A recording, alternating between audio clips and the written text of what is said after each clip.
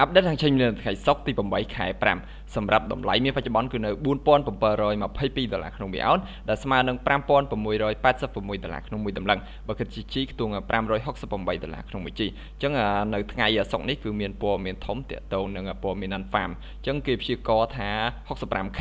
ហើយដល់ពេលតំណែងលើកមុនគឺ 178K អញ្ចឹងការព្យាករណ៍គឺតិចជាងខែមុនអញ្ចឹងមានន័យថាគេព្យាករណ៍ថាលុយដុល្លារអត់ល្អអញ្ចឹងយើងមើល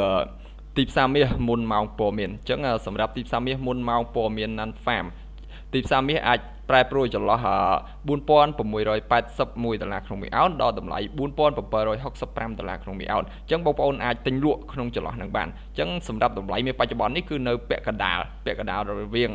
តម្លៃទិញនិងតម្លៃលក់អញ្ចឹងបើសិនជាបងប្អូនចង់លក់បងប្អូនអាចលក់បាននៅពេលដែលទីផ្សារឡើងទៅរកតម្លៃក្បែរ$4,765ឬក៏$4,760អីគឺបងប្អូនអាចលក់បានហើយសម្រាប់តម្លៃទិញ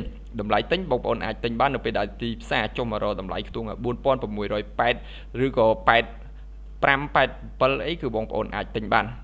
អញ្ចឹងសម្រាប់តម្លៃទិញលក់គឺបងប្អូនអាចទិញលក់មុនម៉ោងព័ត៌មាន7កន្លះដោយសារតែនៅពេលដែលទីផ្សារនៅពេលដែលព័ត៌មានចេញទីផ្សារនឹងមាសនឹងមានការប្រែប្រួលច្រើនដូច្នេះបងប្អូនគួរតែប្រយ័ត្នឲ្យមែនតើនៅពេលដែលម៉ោងព័ត៌មានចេញ